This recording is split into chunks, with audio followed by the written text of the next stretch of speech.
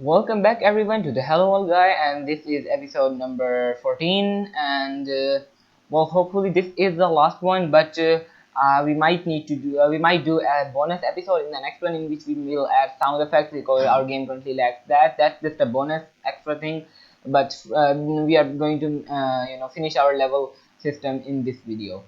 So in order to start, if I hit play, then if you remember what we had in the last video was this system in which we find out the number of coins in the beginning of the game, and then whenever we collect a coin, we increase that number until we get our total coins. So all of the coins we can get them easily, 3 and 4. And once we do that, we should be able to go into some kind of some kind of place where we can use it to kind of exit to the next level, some kind of portal or door maybe. So yeah, how can we do that? Alright guys, so first of all, to implement that, I am going to go for kind of a portal design, and for that we kind of need an asset. Now for the asset, I will give you a link to download this from itch.io in the description, and this is a really cool asset, and you can also support the creator if you want, and you can just download it into your art folder here and you should have it. Oh, by the way, you can see that we have got a lot of assets here because of our tile set. So I'm going to right click and create a new folder here called tile set, and accept this green portal file. There is also a purple version, but accept this green portal file. I'm going to select everything except this tile set, select everything except the tile set, the green portal, and then I'm going to cut this and then go under and paste it here, so that we have kind of an organized folder, and let it do all of that stuff, importing assets. And once it has done that, then you can see we have got our green portal sprite sheet here. And if I click on this window and I go convert to floating window, then you can kind of see what these look like. This is basically an animation, or these rows are animations, and it's nice, but it's just a sprite sheet. It's not like an actual sprite. So if I just were to drag it in my scene, then you can see, oh, if I go ahead and make it on the foreground, then you can see that it's just a couple of sprites. First of all, I would like to change its pixel per unit to 8, so that it's actually a bit more of a sensible size. But as you can see, this is a large sprite with not much. I mean, it's not an animation as it's supposed to be. So this is a sprite sheet and we need to slice it into small sprites. So how can we do that? Alright, now doing that is actually really simple. I'm just going to increase its ordering layer to 2 because I want it to be top while we are viewing it. But if I just select my green portal here, you can see we have got a bunch of options. And if I go under this sprite mode, and instead of having single sprite, I change it to multiple and hit apply, then it disappears and I cannot drag it in here because this is a sprite sheet anymore, not a sprite. So in order to create sprites from this, all you need to do is select this and go under the sprite editor. As soon as you do that, this kind of actually a smaller window should pop up. I have just maximized it, and you can zoom in and out here. And what we want is to slice these into individual sprites, these animation frames. So go under, by the way, these are 3 animations. One for the this is for the idle normal animation, and this is for when the portal appears, and this is for when it disappears. We will be using all 3 of them, and if I go under slice here, by default you should have there automatic slicing. Now if you hit slice, it should automatically try to slice it based on intelligently, and as you can see, it's certainly not working. It's not doing it according to the proper way, so we will need to do manually. So instead of having automatic, choose grid by cell size, and the size should be by default 64 by 64. And if I just control Z, so that we do not have this anymore, slice, and okay, we still for some reason have this. But if I go under slice and change it from automatic to grid by cell size, and then I hit slice, then you can see that we have got a nice grid here of 64 by 64 pixels which cover each sprite. And make sure that it's 64 by 64 and no offset, no padding. If you add an offset, it kind of becomes like this, and if you add padding, it kind of becomes like this, which is not what we want. So no. And save that and exit and save. Okay. And now what you should see is that we have got 8 sprites in here, and I can drag any single one of them in here, which is all nice. Now what we want to do is create animations from this, and you can and of course these are separate animations, so every eight sprites constitutes one animation. So sprite number 0 to 7 is the idle animation. So if I select that and drag it in, you should see it automatically tries to do this. And I'm going to just go under platformer, assets, animation, and I might actually create a new folder here. Just right click, hit new folder, and I'm going to call this folder I'm just going to call it portal. And in here what I can do is rename this animation to idle. This is the portal idle animation, portal idle.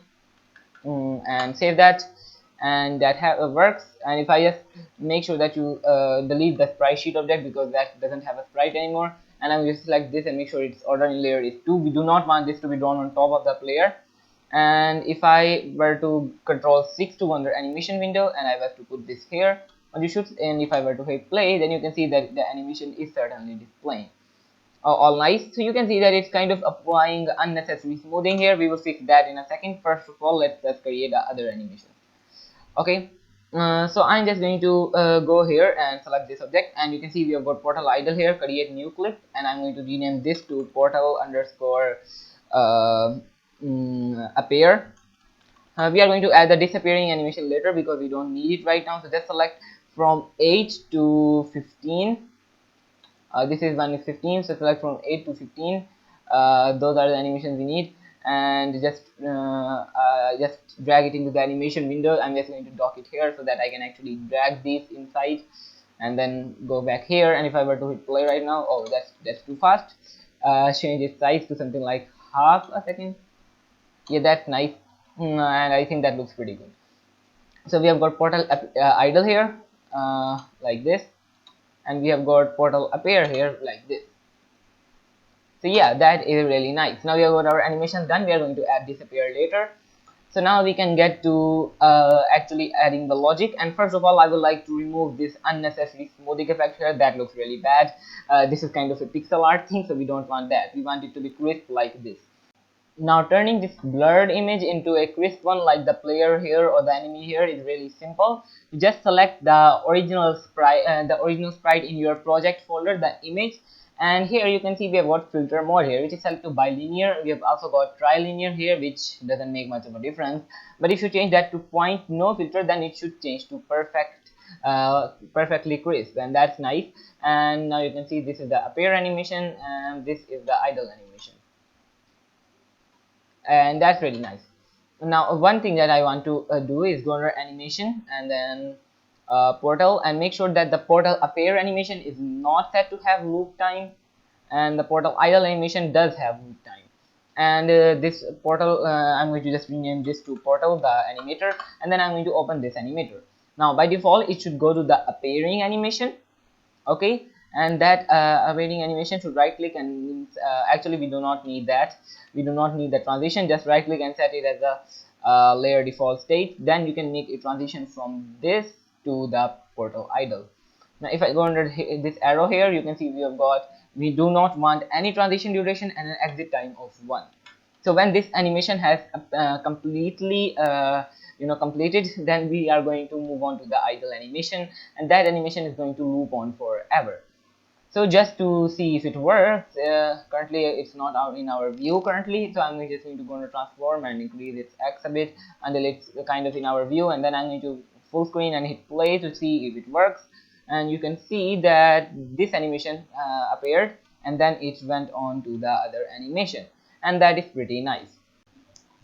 Alright, so I added a little bit of logic to this portal collider. First of all, add a box collider to this and make sure that you have set its bound correctly like this, and it's not too large or too small. And once you have done that, that's it you want to do for the portal. Just add a box collider, make sure that it is set to be a trigger. And yeah, that's it. So just if I go under my player script right now, you can see we have got a actually that shouldn't maybe that is a trigger. Okay, fine, a trigger, but yeah, well, I had an on collision enter 2D method here, so we need to change that to on trigger enter 2D. Maybe we want actually just make this a non-trigger. Okay, so after you have done that, in here we have got a collision 2D which we get at collision. and we check if its game object tag is portal. Now I have created a new tag here called portal, and I have added that. So if you want to add tag, you can add a new tag here like that. But okay, and we have selected that tag. Now what this does is that it checks if it's not portal, and if it's not has the tag portal, then we return. And if then it checks if our coins are complete. If they are not, then we return from this method. And if that's not the case, we use scene manager.load scene. And for this you need to be using unity engine.scene management. And if you are doing that, you can use scene manager.load scene function, and you can go scene manager.get active scene.build index to get the current scene's build index and add to that one, and that should work. And for build indexes, the idea is that our main menu will be 0, and each of our level will be have the build index of its name. So level 1 he'll have 1 and 2 and so on. So if you go under file and then build settings, what I have done is created an empty scene here called main menu. If I just open that up, it's just an empty scene. And if we go level 1, this is what it looks like. And you can see I have added main menu as 0 and level 1 as 1. I have renamed this scene to level 1, and this is just an empty scene. Just create an empty scene for now, and we are not worrying about the menu right now. So after doing that, the obvious problem you should see is that if the other actual level doesn't even exist, because currently we only have one level. So when we try to okay, that didn't work. Okay, that didn't even work. Let me select the portal. Is trigger on? Does that work? Nope.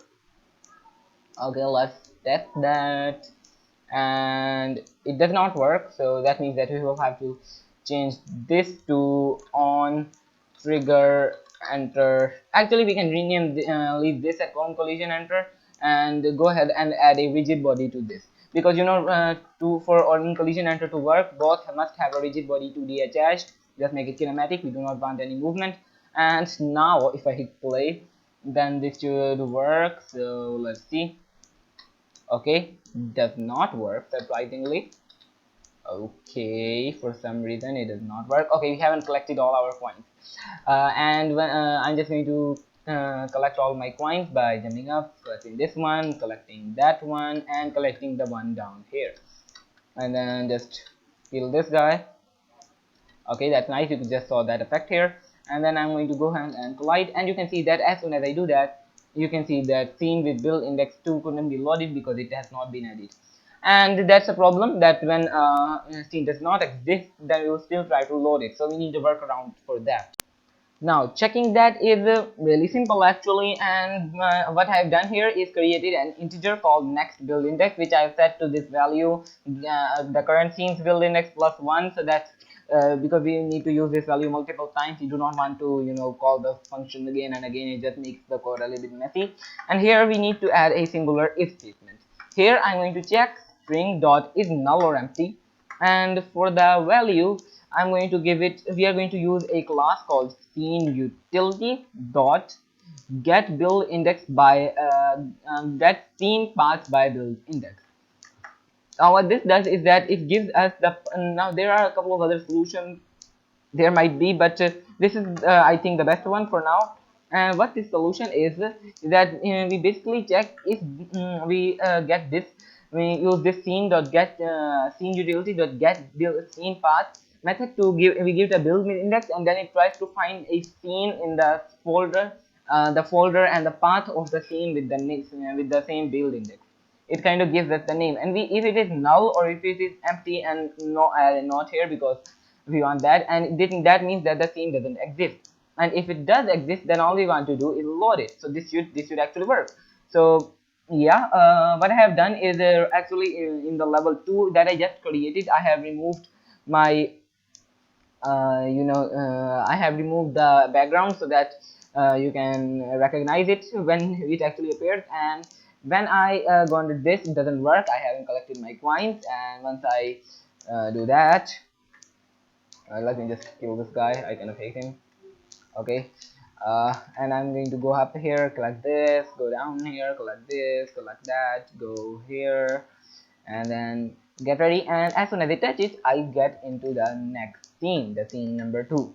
So yeah, that's pretty awesome. And once I collect all of the coins here, so if I'm just going to go ahead and collect all of the coins, here, because currently, remember, we do not have a scene 3, and now if I go ahead and collide with this, nothing happens.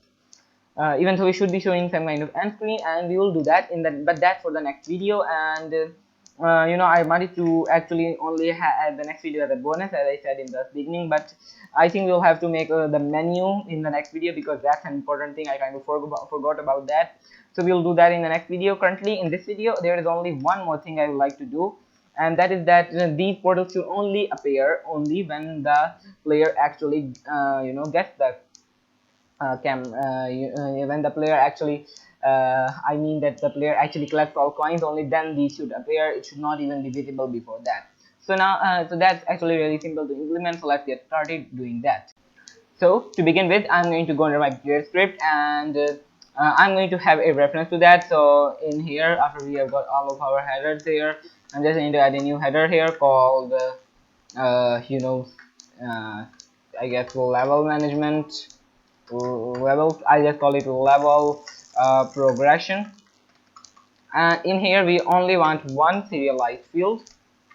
So serialized field, this is going to be a private game object called portal. Actually, I changed my mind. I just changed my mind. I actually wanted to do that, but I think it's better if we just have a private game object portal. And what we do in the start method is that we say portal is equal to find object of type. No, we need to go game object dot find object in game objects with tag, game object with tag, one object only, and this is the object is going to be the tag is going to be portal, because remember we have got a portal tag, so we can just use this to find that out. And once we have selected that, what we can do is we can say if portal is not equal to null, then what we are going to do is we are going to say portal dot set active false.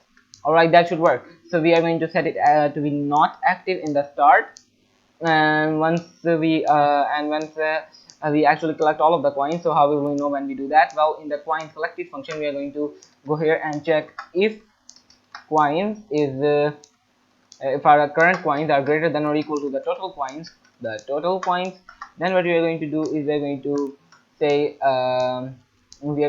portal, and we are also going to check if the portal is not null, by the way, and portal is not equal to null.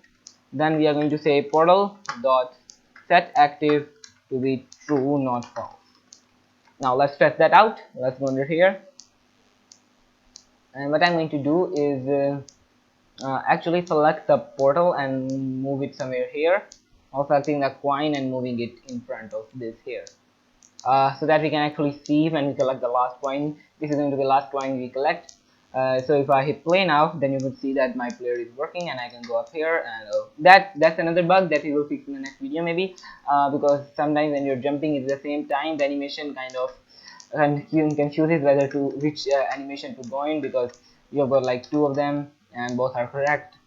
So because the player is kind of jumping and doing it at the same time. Okay, you can see it is not visible, and as soon as I collect this coin, it becomes visible with the animation, and now we can go in, and that's all nice. And if I collect all of the coins in here, then it should also become visible. But we will actually do for the last level is that we will just instead of doing anything, we will only actually just remove the portal, so that we do not have to worry about that. So this is pretty awesome, and now it's up to you to design your own levels. So I'm not going to walk you through the process of designing more levels.